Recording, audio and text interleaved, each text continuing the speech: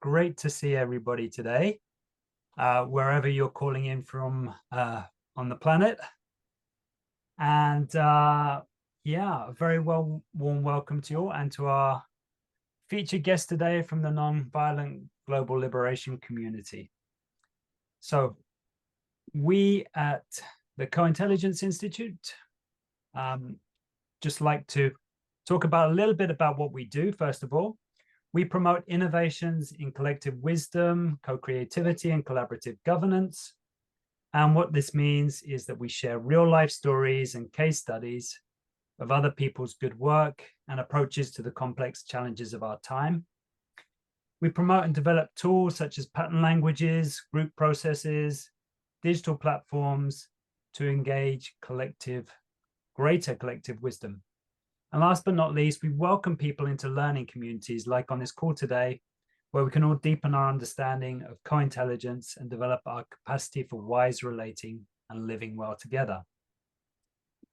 So what is co-intelligence? This is a term coined by Tom Atlee, who's with us today, meaning intelligence that embraces wholeness, interconnectedness, and co-creativity. We asked the question, what would intelligence look like and where could it lead if we took these deeper realities seriously? We also focus on growing wise democracy, which is the practical application of co-intelligence in our systems of governance.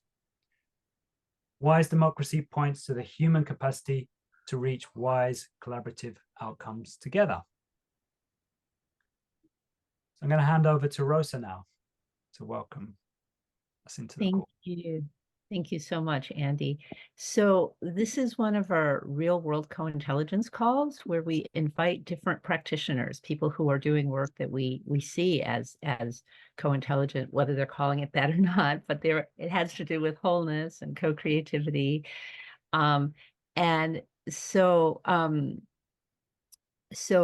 interconnectedness. And so the format for these calls is that we start out by hearing from our featured guests. And today we have 4 featured guests who are all part of the Nonviolent Global Liberation Community. And then we follow that up with Tom saying a couple words. And then we'll have small breakout groups where you all will have a chance to reflect on any insights or questions you might have. When we come back together as a large group, we'll hear briefly from each of the breakout groups. And then our guests will have a chance to respond to your questions and comments, as they will have a chance to hear how all this landed for you.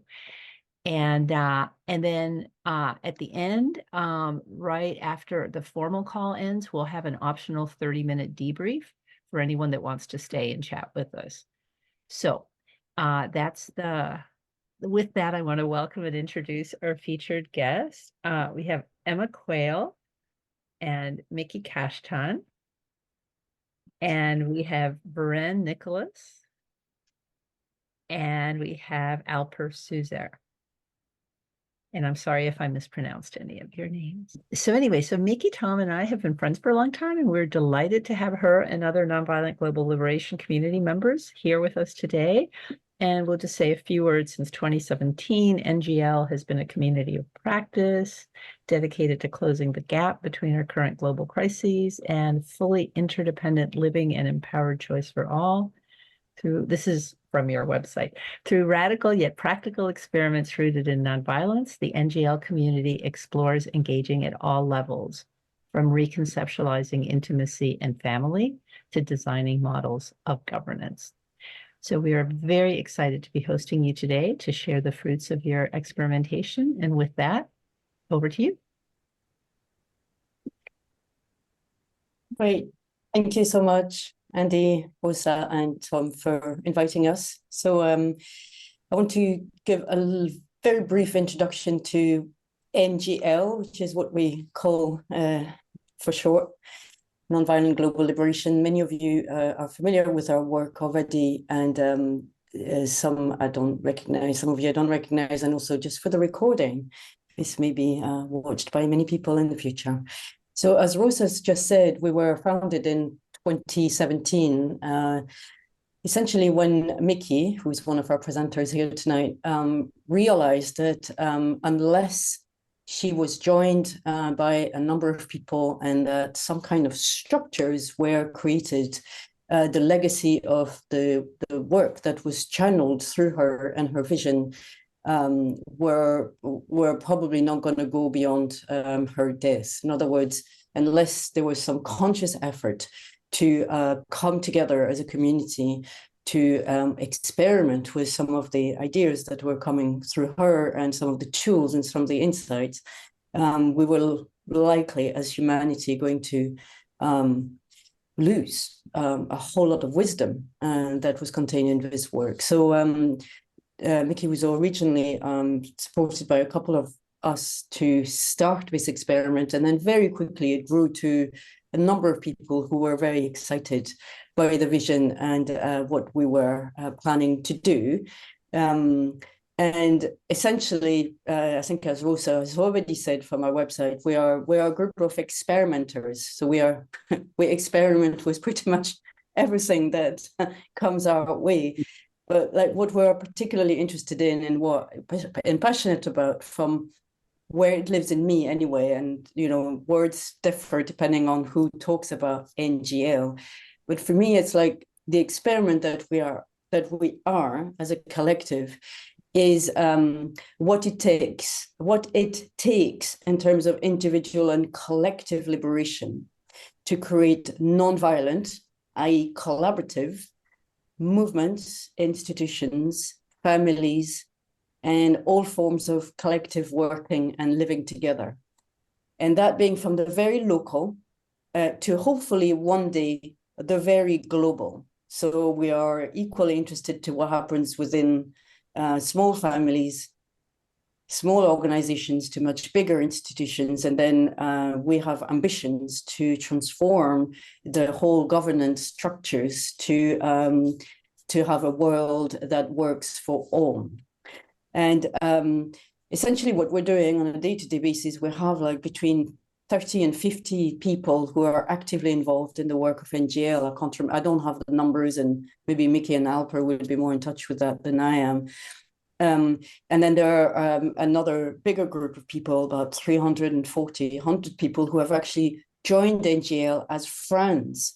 And by that, we mean people who will be contributing financially to our experiments with the gift economy, which Alper will touch on. But also they will join our events. They will be with us when we have offerings. They will be involved in all kinds of different ways. Yeah.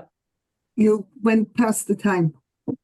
Oh, I thought I was at 2 minutes, but that's yeah. Okay. So I'll stop here. I thought I had another minute, but that's completely fine. I just want to say that we are going to present to you 4 different tools or frameworks that we're experimenting with and that we're sharing with others. And that is the focus of our presentation. Over to you, Emma. Okay. So I'm going to be sharing about the framework that organizes the work that we do, which is called the Vision Mobilization Framework. I'm wondering if I can just see a show of hands if anyone's heard of that before. So I have no. Okay, great. So the Vision Mobilization Framework, or VM as we call it for short, is premised on the concept that we each carry within us the seed of vision, and that when we are born, like we come into the world with a kind of biological readiness for a certain kind of living, a certain mode of living that is already oriented towards collaboration, needs, a world that works for humans and other beings. And that when we come into contact, when we're exposed to the structures as they are, there's a great shock that we experience. And we each experience that alone as very, very small beings. And this gets internalized in the multitude of ways that it does as trauma. So over the course of the lifetime, we lose touch with that seed of vision, but it's there within us. So within the VM work and how we're working within NGL is accessing that seed of vision.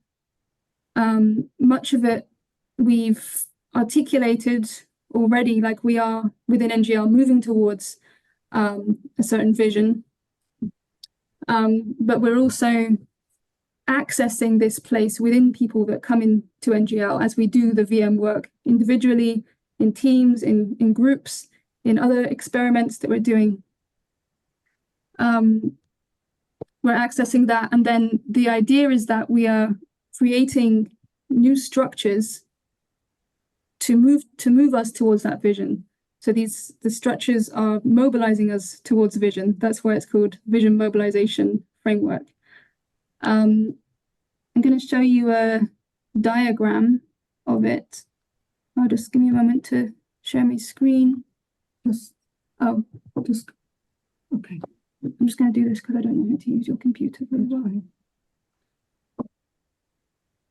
Okay, you don't need to read all of the text. And is it big enough, or should I make it a bit bigger? I'll make it. Please make it bigger. I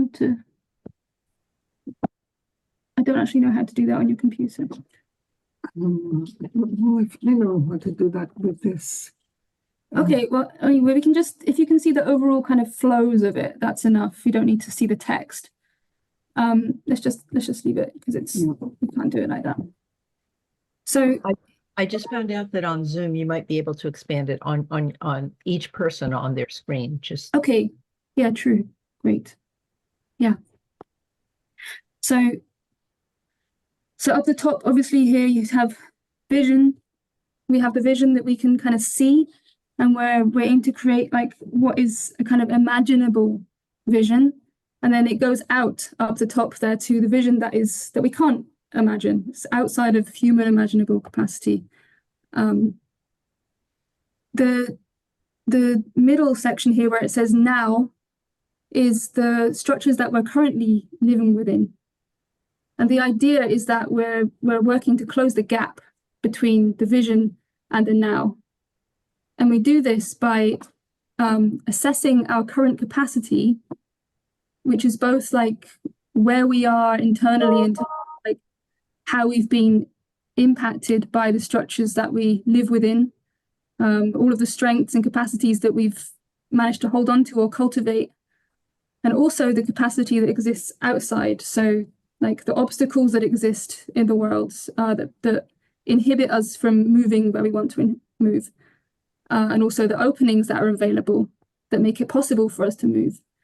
So we assess all of this various capacity that's available to us. And then the idea is that we use our big brains to literally work out pathways to bridge the gap. And this is what humans are really good at, is problem solving together. And yeah, this is essentially, like in a nutshell, what NGL is doing. We are a constant experimentation site of looking at how we bridge the gap between where we are and where we want to go in many, many, many, many, many different areas. And it's a really important part of this is that when we find vision threads, as we call them, we actually anchor them in concrete systems and agreements, because when we find when we connect to vision, if we don't anchor them in concrete ways, it's very hard to actually move towards it. And I have this metaphor that I like of a kite, where the vision is like it has a lot of we can stop sharing, I think, actually. It has a lot of energy in the kite, like when the wind is blowing, when the kind of life energy wind is blowing and in that kite, if you don't have it anchored to the ground, if you're not holding onto the strings, then it will just blow away. And many of us have, dreams of how we want our life to be that doesn't work out in various ways, because how life is structured and whatever doesn't support us in manifesting that. So when we work out how to anchor vision in very concrete ways, which can be as small as like, you know, having a Post-it note next to your toothbrush of something that you want to remember each day about how you want to orient, you know, to how you eat your breakfast. Like it can be that concrete, you know, but it's really like that kind of, that anchored in order to be able to move towards vision in the ways that we want. And that's my time. So I'm gonna, leave a little pause and have a breath. Take that in. It's a lot. And then I'm gonna pass to Alper, right? Where's he gone? There he is, yeah. Thank you. I am going to track 7 minutes because I tried my best and it cannot be less than 7 minutes. So we'll see.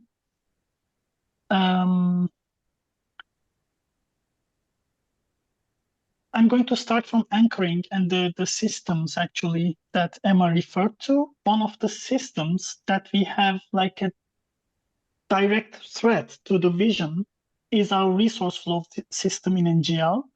And I'm saying we have a direct threat, like a connection, because we have a vision that resources flow to where they are, where they exist, to where they are needed. And also we have another vision that human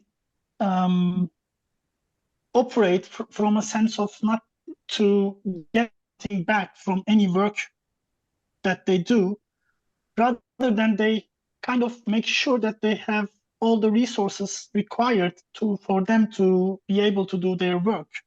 There's a better quote that Marshall Rosenberg, the founder of MVC, said about it. Miki, would you like to share it? He said, never work for pay and make sure you have all the resources you need to do your work. Yes, thank you. So for that, we are a community that is focused for individual and collective liberation journey. We are seeing a liberation practice, which is to uncouple giving, like unconditional giving, from receiving. And we created a model. Of course, we are also carrying a lineage from different lines of today, but we are experimenting on a model that we call financial gift up. I'm going to give some details of how we are doing it really practically, like what Emma said, like really anchoring of today's reality with all those agreements, with all those practices. I will give you the picture of how the structure is working.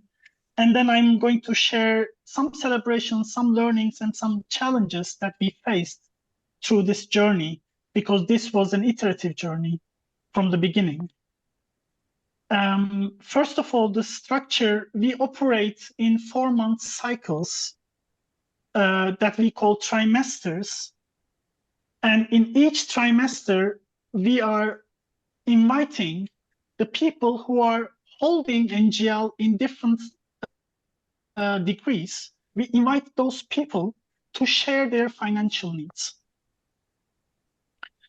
And while they are sharing some financial needs, I will give some details that make sense to me for you to know in order to understand like how we are doing it. We are asking 3 numbers from each participant. One number is like, imagine we have all these endless resources, and we encourage people to make visible what are the conditions that they are going to thrive and that they are going to like give all their flowers and to bring all their gifts into their life if they have zero financial stress, like they are fully resourced. What is the money-wise number of money correspondence of this number, which we call full requests?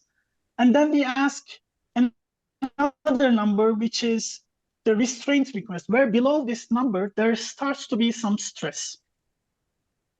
that stress may impact those people's participation in NGL. And then the third number is the minimum number that are aimed to cover for the material needs of each person. Then when we get all those three numbers from, in our case, let's say from 20 people, then we look at the sum of those numbers and we look at how much we have already from the monthly contributions, from the trainings, because some people are really like, that's a gift experiment, the gift economy experiment, but some people are trained to give via exchange, and they are coming to our trainings and they are contributing to us, or they are supporting us for us to move those trainings forward. And we have some funds for some projects, and we have also a liberation pathway that we see coming from the accumulation, like releasing the resources that we already have. And then we see the gap. If there's a gap between how much we have and how much community is asking, we are then turning our face to the wider community and say, hey, if we have a gap, we ask for people to contribute fully to our needs, and we share all those needs and numbers transparently. And then we have a system that is called entrusted decision makers decide for the needs, for the money that each individual will take. The entrusted decision makers need to have the visceral sense of information that about people's lives, their liberation journey and everything. So we make trimesterly interviews, like those people interview with the participants to get their life information about money. And then we distribute the money, and then the money is distributed. Then we receive feedback from the participants and digest and integrate if there is capacity. So that may seem and can be heard a bit complicated. And I still want to share some of the celebrations, mornings, and challenges that we have continued to experiment since the last 4 years. And I will take a breath before sharing it because I saw time. There is 30 seconds. I'm going to ask for another minute. So one of the celebrations, which is, for me, it's a very significant one. Financial Gift Hub is offering a working alternative within an area where dominating capitalistic system is imposing a worldview, which is there is no alternative. So we are an alternative, and we are doing it for 4 years, and it's deepening, growing, changing. There's a dance between design and maintenance. So this, there is no alternative, is a bullshit, and we are like a proof of that for me. So the learning is, there's a distinction because we are coming from the need-based approach, the need-based orientation. There is difference between relational needs and material needs. So if relational needs can be met through non-money resources like feedback, celebrations, appreciations, so we all, as a culture, like all participants, can focus on only what they need for material needs to sustain their work. So an appreciation or like climbing the steps of like those things doesn't count in our culture because we are just focused on like how much is your rent, how much water do you drink, how much food you need, what do you need in order to sustain yourself, like all those needs we are focusing on. And the last is the challenges. One challenge I will share, but we have more than one, which is people, like still this is a liberation community, and liberation is not such a thing that, okay, I'm liberated, now I can put my needs on the table. This point is so ideal. It's so people are at different stages of their liberation journey. So for one, it's very easy to make visible their needs, but for people who have different class backgrounds, power and privilege backgrounds, it's not easy for them to put their needs on the table. So accompanying their liberation journey and doing it through with a communal distribution thing can be a challenge for the system, actually. And before passing, I just had an idea to hear any of celebration, learning, or challenge from Miki, Emma, or Verene if something comes up, because they are an FGH participant for 4 years. So I would like to hear before passing to another thing. I'm thinking later, because this has actually gone on past the time, and I want all of us to be able to speak, that we can do that later. Sure. So then I'm passing to Verene, back to you. Or That's Miki? right. Now it's back to me. Oh, thank you, Alper. There was already quite a lot to take in between the VM and our financial gift hub. So I want to spend now a few minutes to tell you about what we're doing in the realm of decision making, because that's another myth or narrative that we're trying to bust in our work, which is that it's impossible to make decisions that can address all the needs that are in the world, or it's impossible to make decisions that are going to work given the polarization in our world, etc. So these are some of the narratives that we're challenging through our experiments with decision-making. And Convergent Facilitation in particular is a tool that we're using that was created by Miki, which is an extension, kind of going very deep into nonviolent communication applied to collaborative decision-making. And this is a tool that we're using constantly within NGL to help us to come together, resolve practical problems, sometimes very complex problems. And the whole idea is that we are going to be able to find integrative decisions to those practical problems. So I want to read the vision that we have for Convergent Facilitation, because we're constantly referring to what is the vision and where is the now, and how do we close the gap. So the vision that we came up with is the following. Across the world, Convergent Facilitation is opening pathways and creating the conditions for humanity to make integrative decisions. Groups, organizations, and communities of any size make decisions that work for all without anyone giving up on anything that matters to them. A critical mass of people are reorganizing humanity into the collaborative structures needed to address our biggest challenges and realign with life.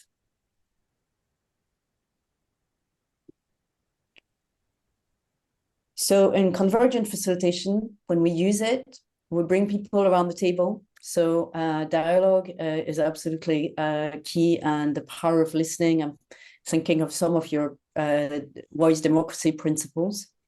The orientation that we put there to the group, whatever the problem is, however complex, however polarized, is, can we find a solution that will work enough for everybody? It might not be your preference, it might not be the pathways that you would have dreamed of, but can it be something that's going to work sufficiently for you to say yes to the outcome that we'll come up with?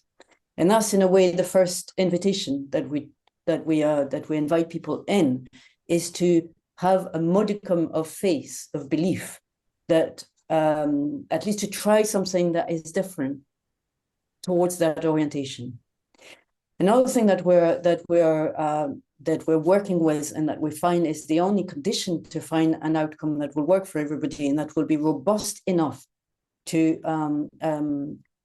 address some of the most complex challenges is that we invite diversity and disturbance, as you call them in one of your principles. We invite dissent. We invite the outliers, the people who find it very difficult to be heard because of the opinions that they have, which can be complicated to integrate. We invite all of that to make, in particular, to kind of bring together what we call the non-controversial essence of what people are concerned about. So we also try to address all the concerns in the room, all the needs, in a process that is efficient in the way of collecting what is important to people.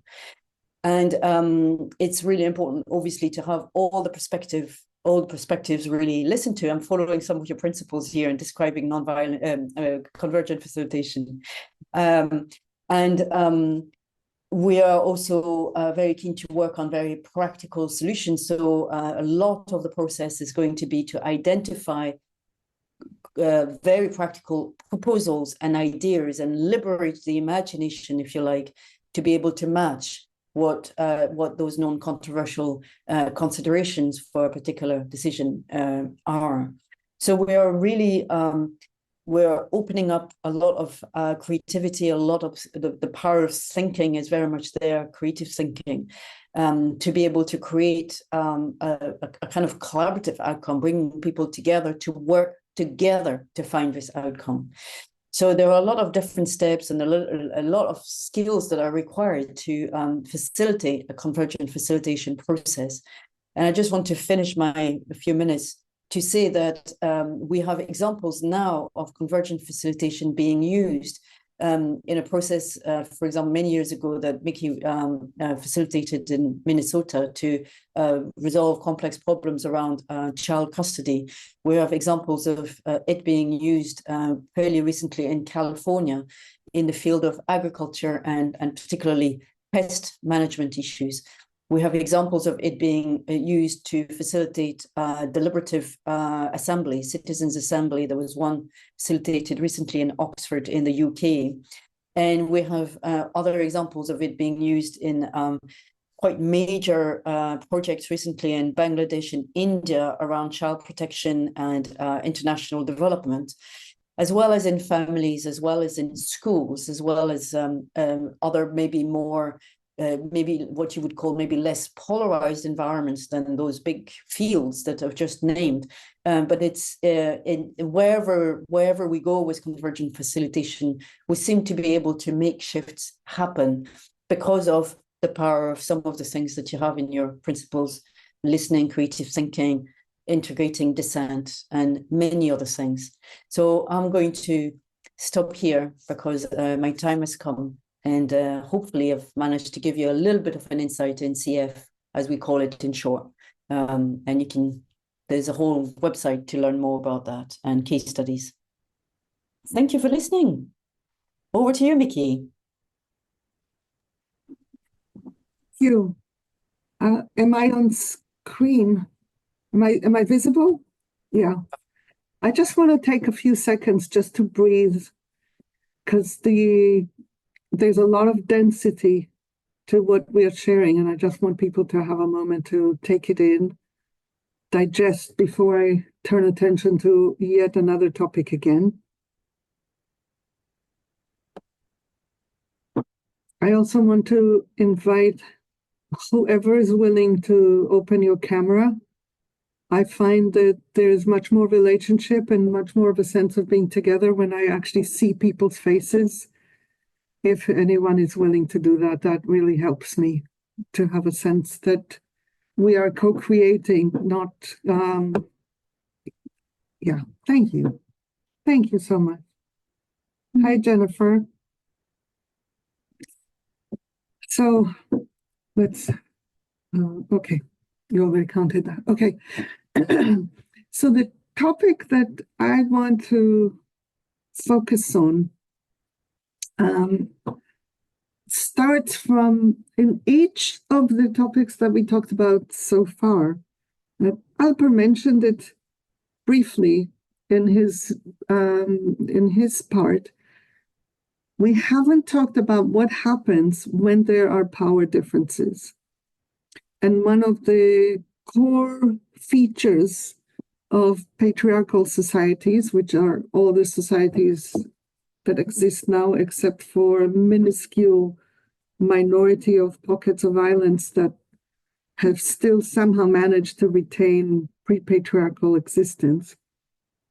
One of the core features is that people are divided from each other based on groups and based on access to resources. And those divisions influence everything that happens. And if we are talking about individual and collective liberation, if we are doing that without looking at this dimension, then we are going to recreate the structures that exist now, even while trying to change them.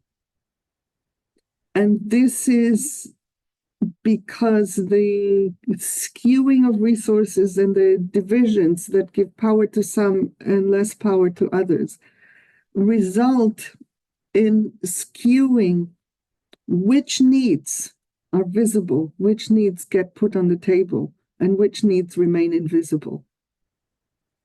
What concerns are heard and what concerns are not heard. What impacts are absorbed and what impacts are shared. What perspectives are engaged with and what perspectives are ignored.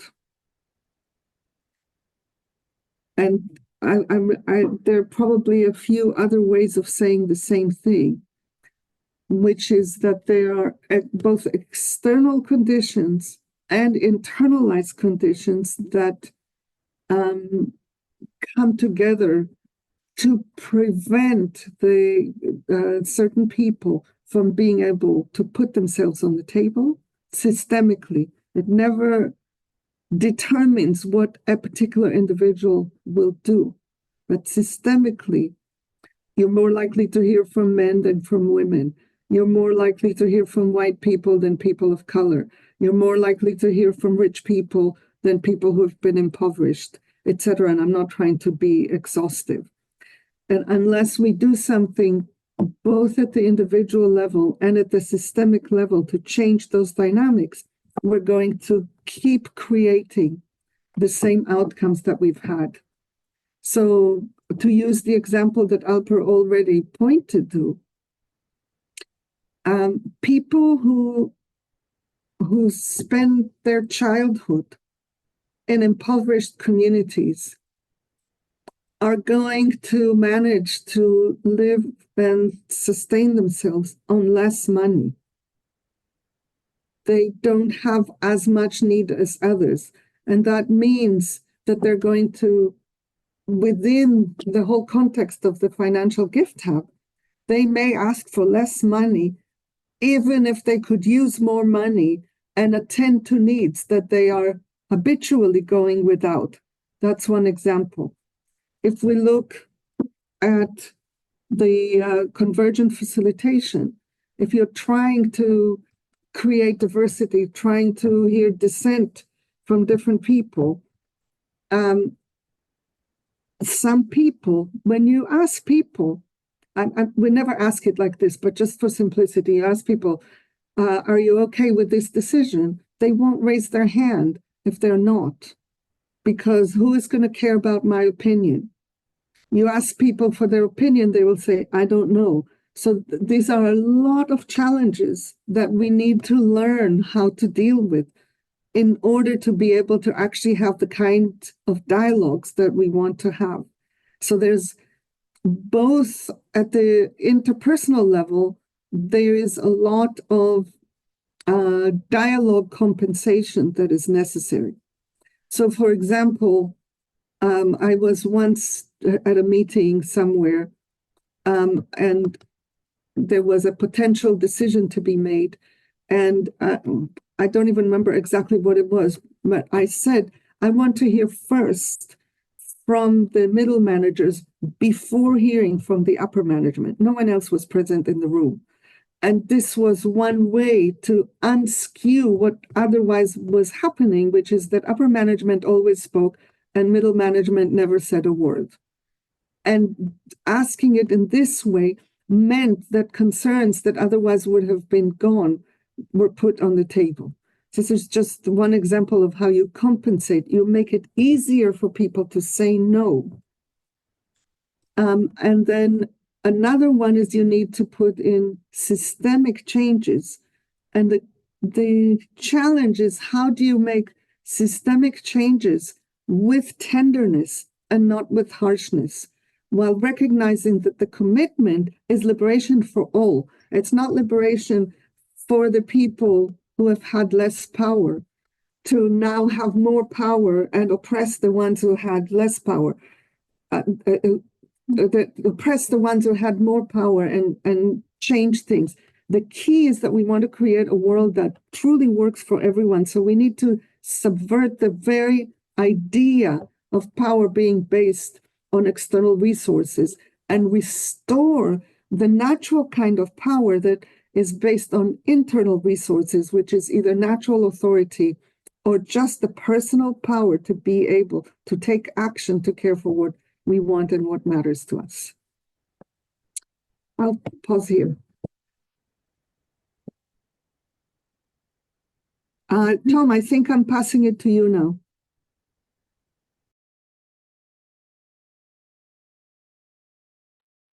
Yeah. You're muted, Tom. Thank you, Miki. Tom, we are doing well on time, and so it's over to you. Okay. I've been wildly wrestling with patterns while you guys are talking.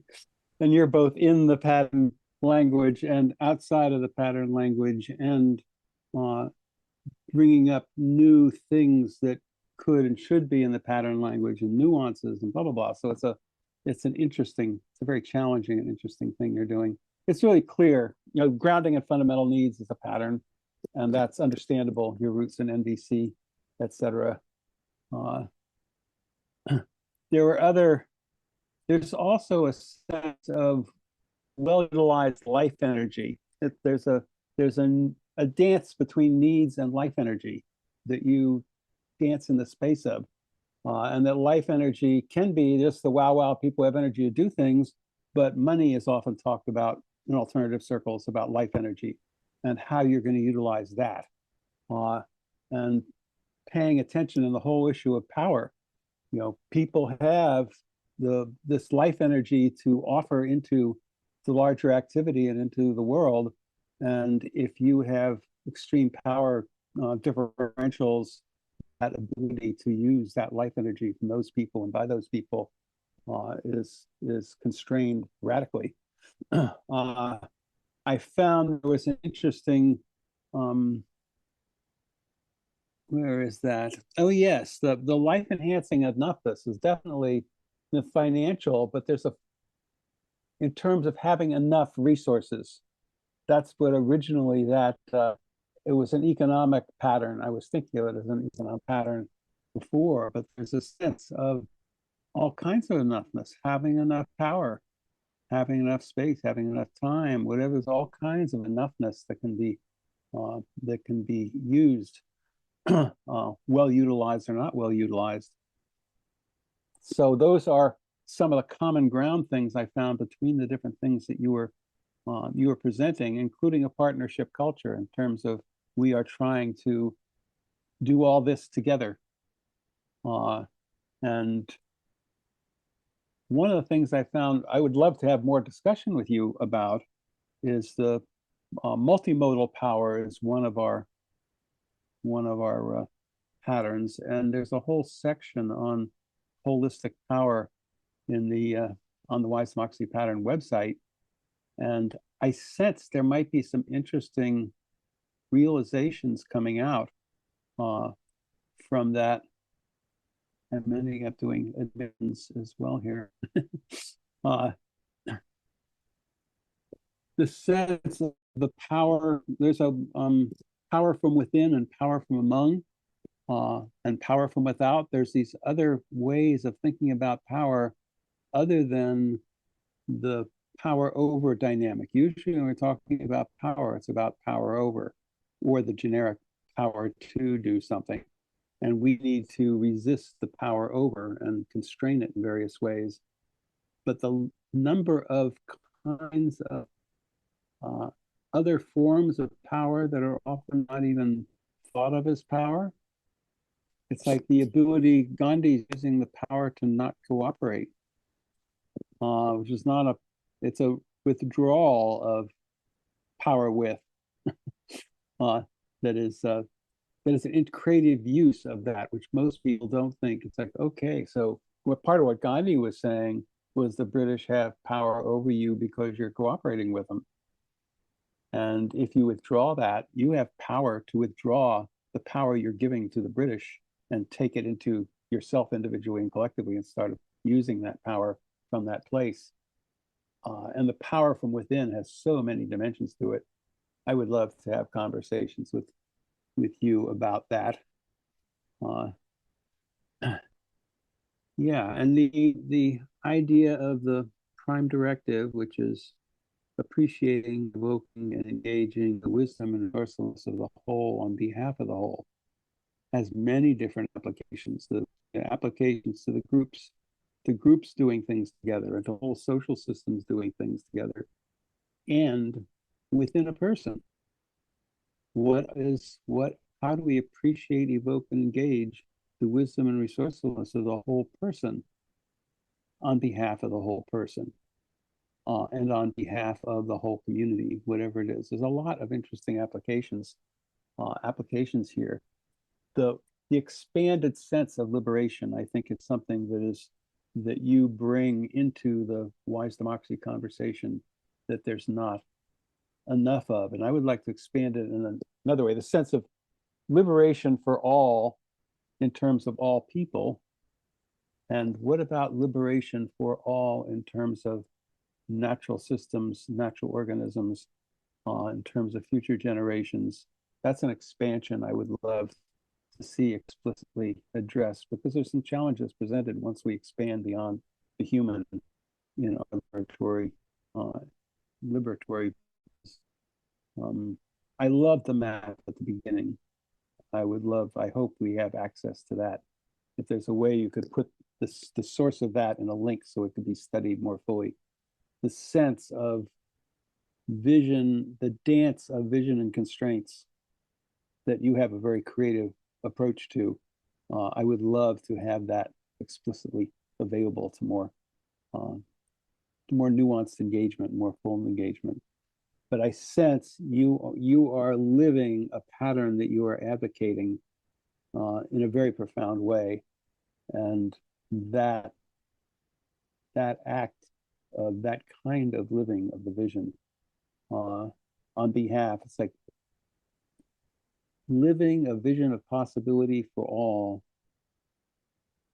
on behalf of all is an interesting way to appreciate, evoke, and engage the wisdom and resourcefulness of the whole on behalf of the whole.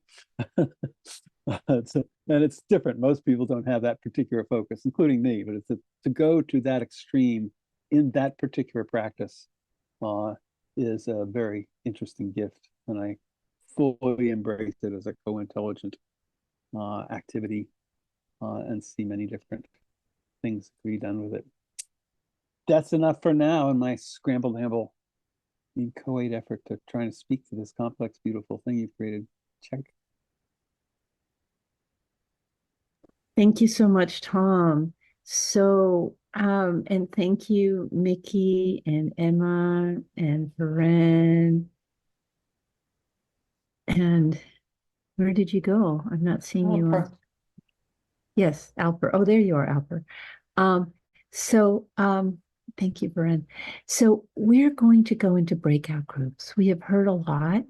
In the breakout groups, there's an invitation. It'll be just 15 minutes. We're going to be doing groups of 3. Invitations for breakout conversations. What did you appreciate hearing, and what insights came up for you? What did you not understand or have a different take on? And what are your questions for the Nonviolent Global Liberation folks? Or what do you want to hear more about? And so when we come back from the breakout groups, we'll have an opportunity to hear about some of your insights, questions, etc. And the NGL folks will have an opportunity to hear from you. And then it'll be back over to them to respond to your insights, questions, comments, etc. So the two process. Rosa, Yeah. Rosa, can you put us in one group? Yes. So sorry, the NGL folks are going to be with Tom and Andy and I, if that's okay. All right. Okay.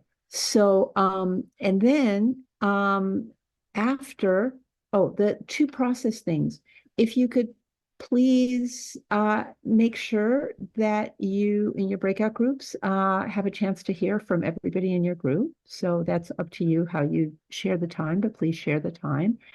And then the other one is, can you be ready to share out something? And we'll be able to share out via chat and also via voice, but just kind of, and you don't have to share everything that you talk about, but just, kind of keep in mind that you might be wanting to harvest a few highlights to share afterward. So with that, Andy, you're going to be, sorry. Are there any questions on the breakout groups? All right, Andy. Yeah, if there's anybody who from the breakout rooms would like to give some brief reflections of your group discussions, just raise your hand and I'll ask you to speak. Or we should have the chat enabled now, and you're very free to post any insights and questions into the chat as well. So any spokesperson like to? Marianne.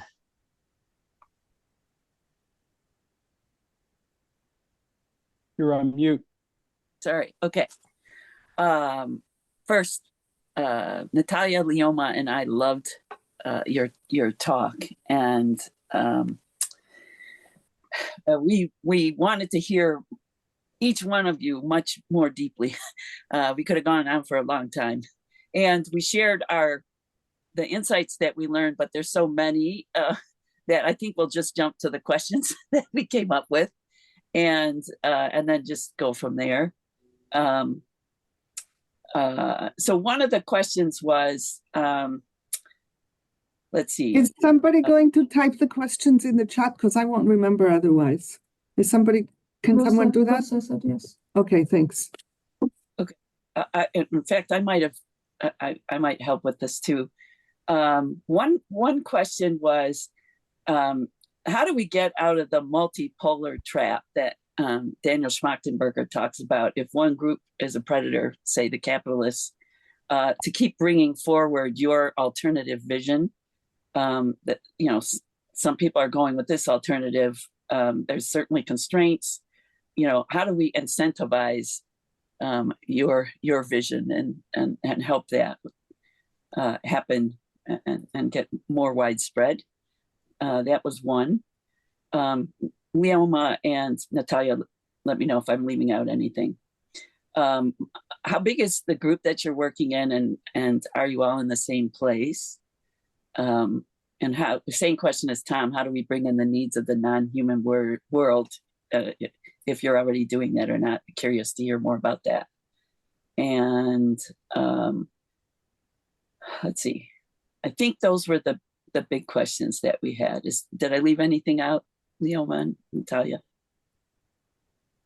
I'd like to add in an expansion of the concept of needs, the sort of needs that we need to creatively make the world we're looking for. I mean, with just the whole issue of the multiple types of needs and how are they brought out, and how do we open ourselves to needs we don't even know we have, but we really deeply do need. Thank you, Leoma. So what we'll do is go around and then we'll hand over to the NGL folk. So any other groups like to report back, any insights, questions?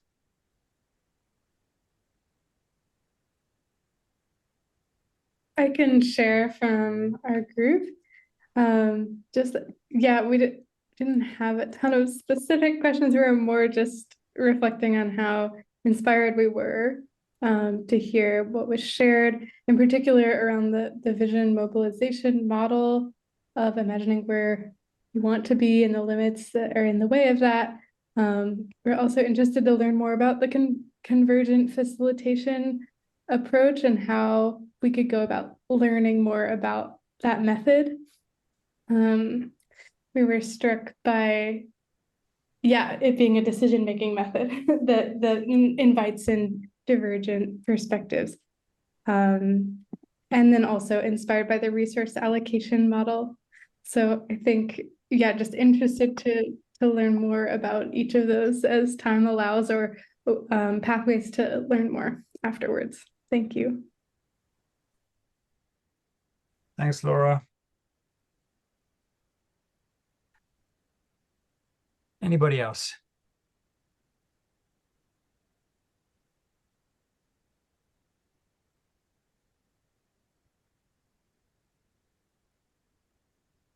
We had two more groups. So there was Laura's group and Marianne's group. Can somebody just let us know what group you were in, even if you don't want to share anything, just so that we know what the groups were? I was in a group with Jennifer and Terry. Is it Terry Levine? James, was that you? Yeah. Okay, great. And any highlights you would like to share or not? I think Terry might have a question. Okay. And Jennifer.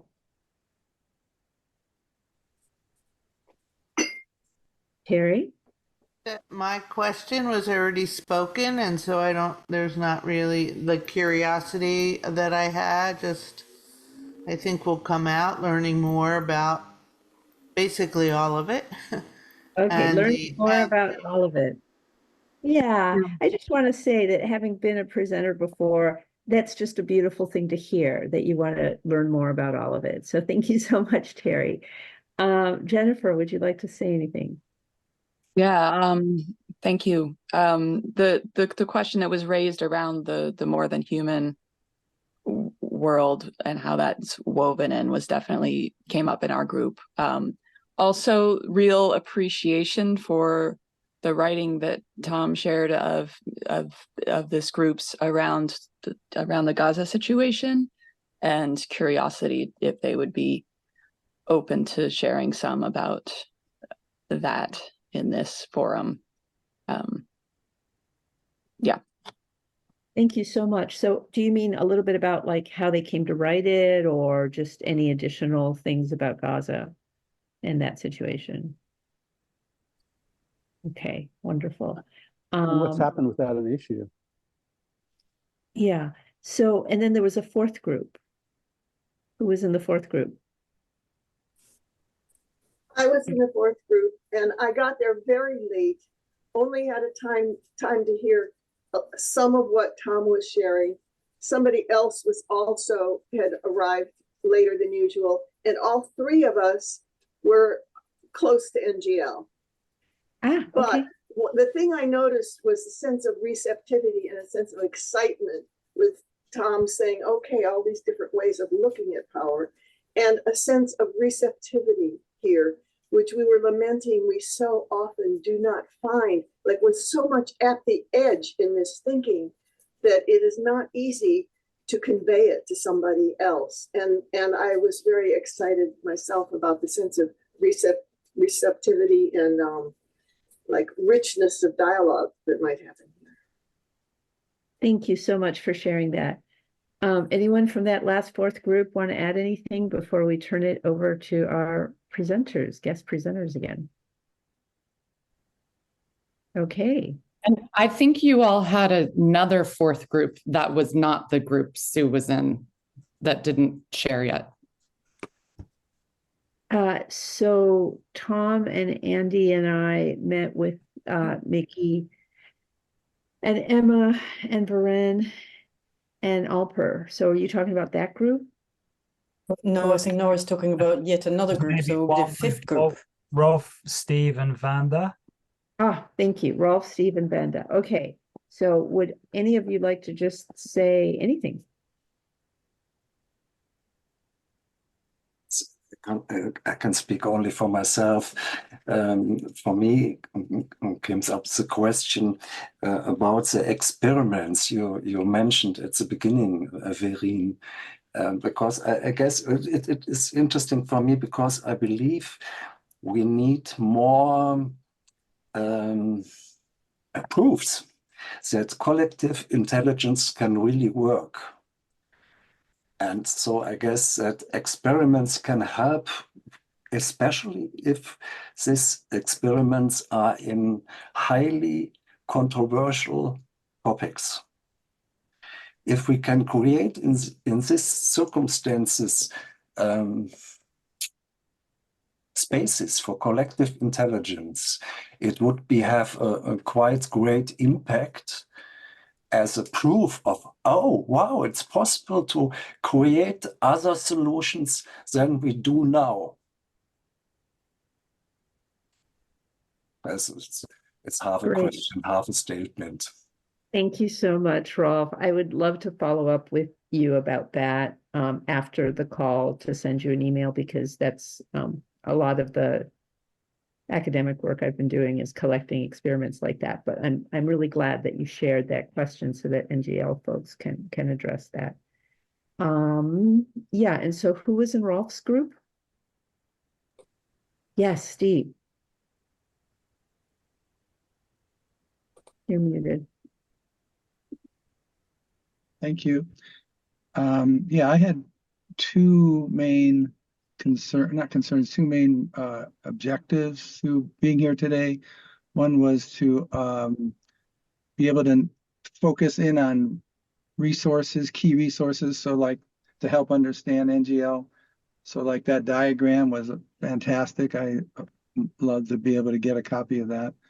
And specifically, how can NGL be applied to small groups of people? We have 10 neighborhoods in our eco village, and we have a lot figured out in terms of the macro structure of our village and the governance, but we still have a lot of work to do on how do the people who are more interdependent and living in proximity with each other, how can we have more skill for maximizing those relationships on that scale? Okay, so you can check out what I put in the chat, and if there's anything different, then you can add that to it.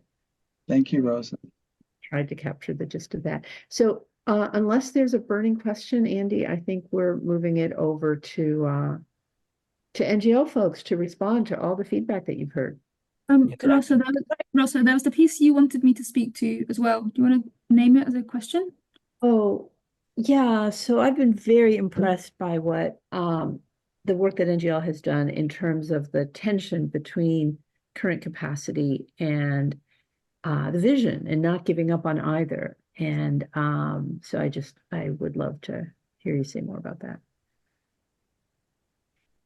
And could I add one other question that I realized I forgot? Yeah. It was a question about, it seemed like you were working at the middle level of scale of groups when Miki talked about the mid execs and the higher up execs.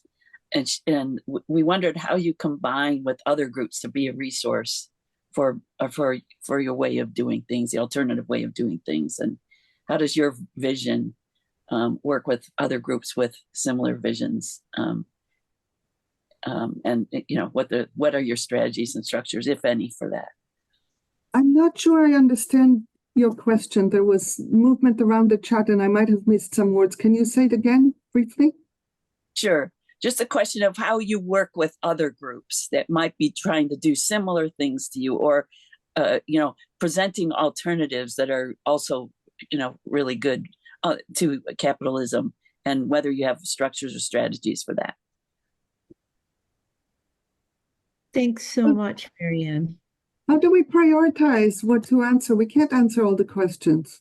No, you can't. So one of the things that Andy just reminded folks, oh, Andy, if you could put the NGL website up in the chat, that would be really useful. So we want to make sure that people are able to follow up with you afterward. And then we are also opening it up for people to stay for half an hour afterward for an informal debrief for anyone who wants to. But just, this is your choice. What do you want to speak about now? We have to speak about the what's called the non-human world one, because it wasn't talked about here at all. Maybe we can talk about things that have not been named at all, so there's a breadth. Yeah. I'll speak to that one.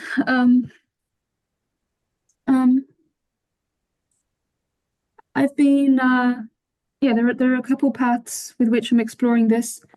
We refer to this as not as non-human world, because that has separation into it, like there's a human world and a non-human world, when actually we're part of the same, we're all within the same web of relationships that is interwoven in so many intricate ways, and we obviously experience ourselves as separate from it, and we're trying to like get back or something. So we refer to this as the wider web. Like, and I've been exploring two different pathways within this. I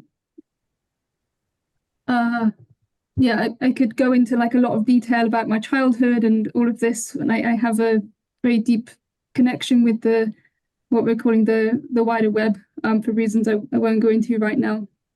But I'm recently exploring a more explicit bridging of my relationship with trees and other beings, and also with into the human world.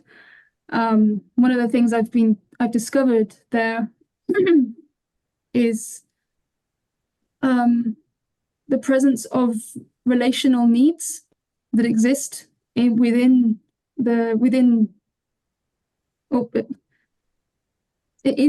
relational needs between humans and other beings that we've lost contact with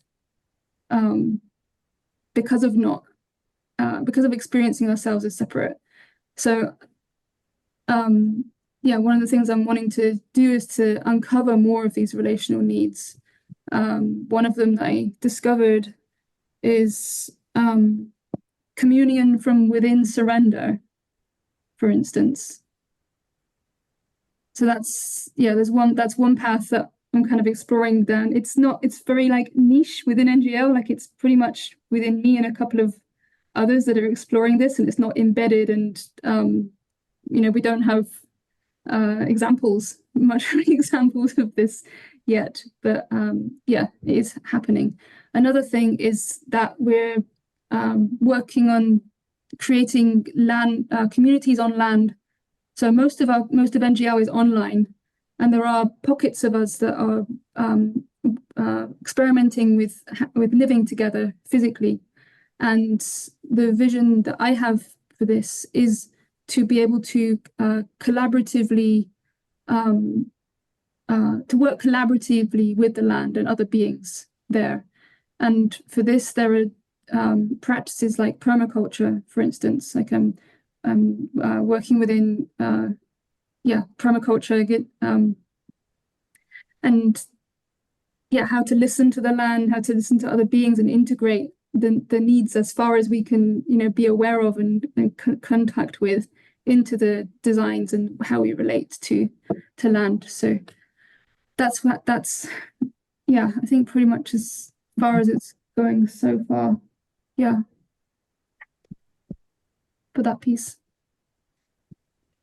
I want to make a meta comment on what Emma just shared, which is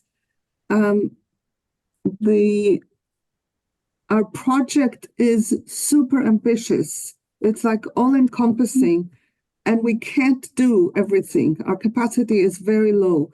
And so one of the things that is driving what happens is intuitive pockets of passion. Like if this lives in Emma, she will go with it.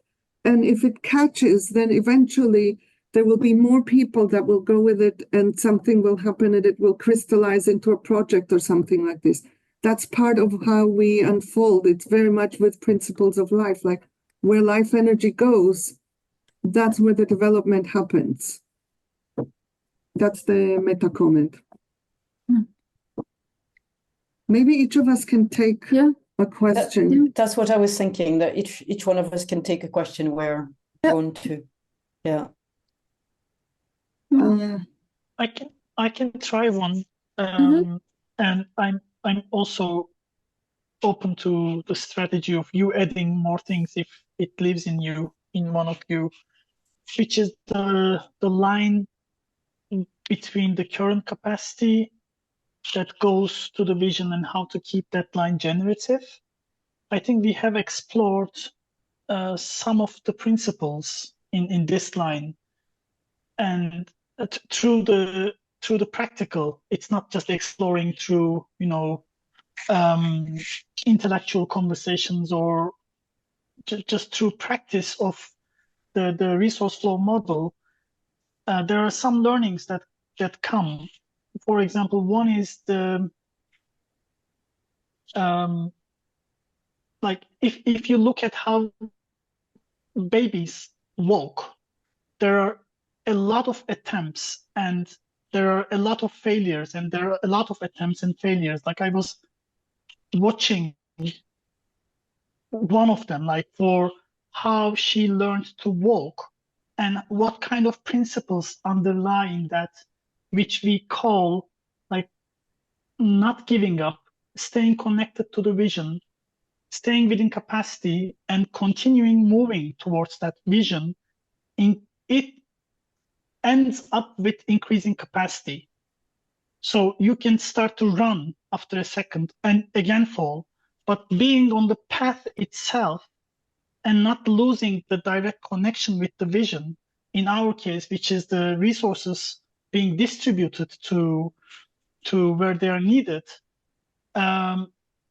Like there were moments in financial gift up history where we were trying to decide by 20 participants or 15 participants, each of them have a say about like what kind of move they want to make, what kind of ideas they have about the resources being given to Alper, to Miki, to Emma, to Verene. And I was one of those people who were trying to facilitate such meetings.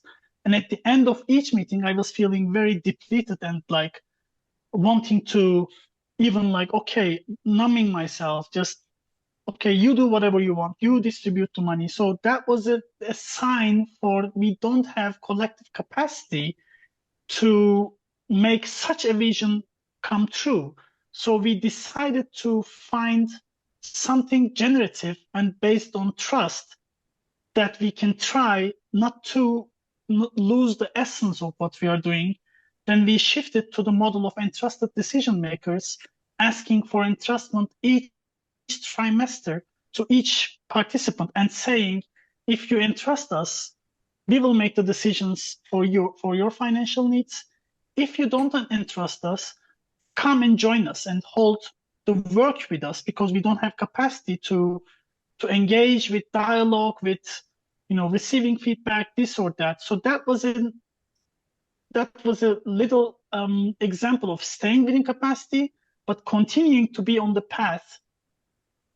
That increased our capacity because people started to become a part of an high trust field.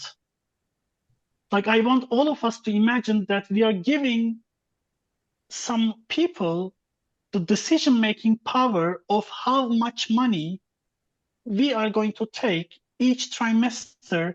And this is a very like life changing decision.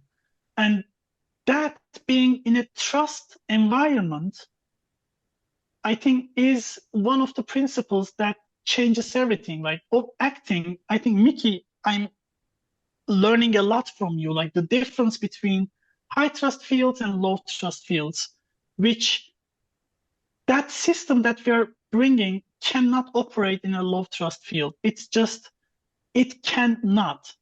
So that's one of the learnings.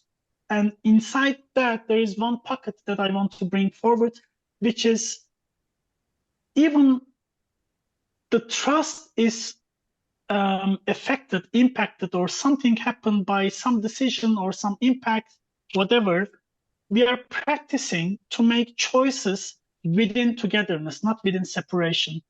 And that helps us to stay closer, like even in the midst of lots of difficulties, we have lots of practice to stay together.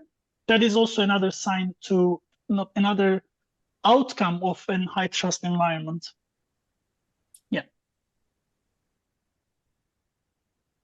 I am moved to take a question that also will bring in another question, and that the question I'm moved to take is the multipolar trap, dealing with predator energy.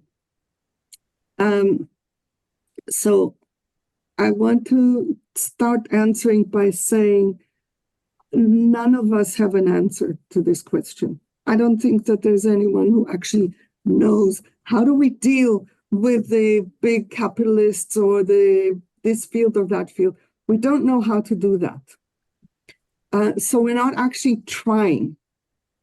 What we are trying instead to do is to create, we call it a field of love that is big enough to surround the patriarchal field.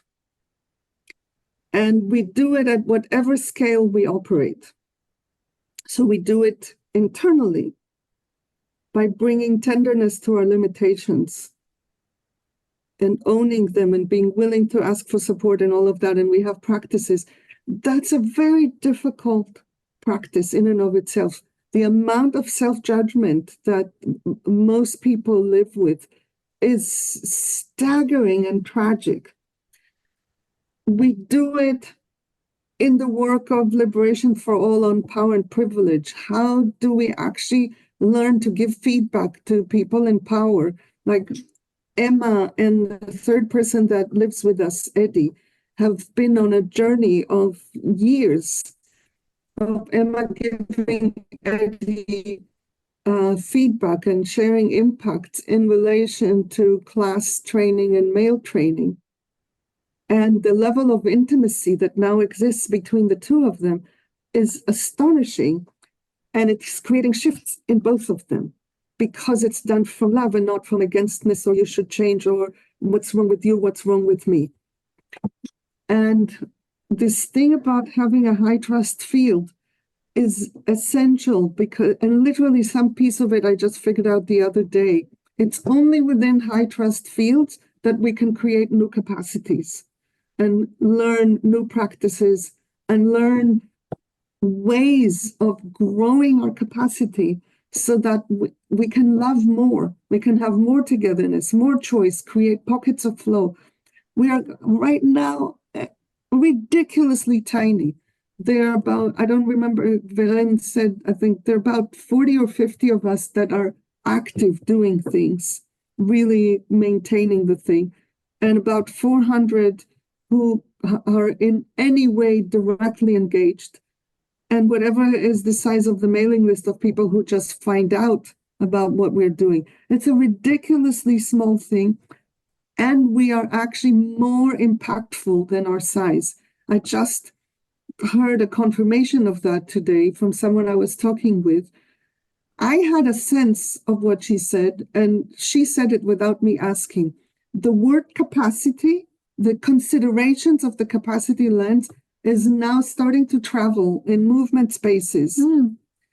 People are talking, she says, there is no day passes that she isn't in conversation with someone where they bring in the capacity lens. That wasn't there when we started talking about it. So there is some way that the power of the information, because the capacity lens is a loving lens, it's a tender lens, it's a soft lens, it's not a harsh lens, it's not an against lens. It's like we cannot do what is beyond capacity, even if somebody decides that it's the right thing to do. We can only do what is within capacity, and the more we do that, the more capacity we end up having. So my answer to the question of the multipolar, it's a new term for me, but I understand the predator field, that I understand. One day, we will have sufficient love to surround that field with love. We're not yet there, but whatever we can surround with love transforms and untwists itself and realigns. We've worked, for example, we did a major project with Tamara. I imagine many of you know this community. We did a pretty major project with them, and they are now in the process of implementing things that they learned from us, and it's changing them in places that have been very, very hard to change.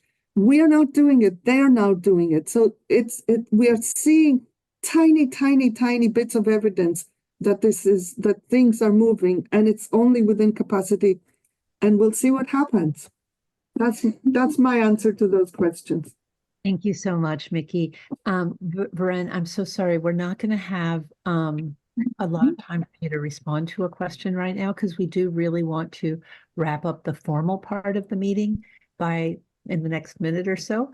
So I'm going to turn it over to Andy, but anybody who wants to stay for half an hour, I don't know if you will be able to do that, because I realize you guys are much later timeline right now, but I just really want to encourage everybody to stay in touch with Miki and the other members of NGL and to continue this conversation. Over to you, Andy. Yeah, thank you so much to the NGL community. It's been wonderful having you today. It's been it's had such a sense of a kind of flow to this session tonight. So tonight here in the UK anyway. Yeah, thank you. And thank you everybody for being here with us today. We really encourage you to come back if you found this of value, and invite friends, colleagues to future events. They're open to anybody who's interested in learning together about practical applications of co-intelligence. If you want to hear more about these events and you're not already subscribed to our newsletter, please subscribe. I'll put that in the chat. Also, I'll share a link to let you know about some of the projects that CII is intending to do or doing. And yeah, that brings us to the end of our learning call. Thank you again to NGL for sharing your knowledge and expertise with us. Thank you so much for hosting us. Yeah, not at all. Anybody who'd like to stay on now is very welcome. That includes NGL Community. If you have to go NGL Community, we totally understand. We thank you so much for being with us. But yeah. There are other NGLers here, so if they can stay, then you can hear from others who are also within the community. Sure. Yeah, that'd be great if they want to stay. So anyway, thank you so much. Bye. Thank you so much, Miki. Thank you.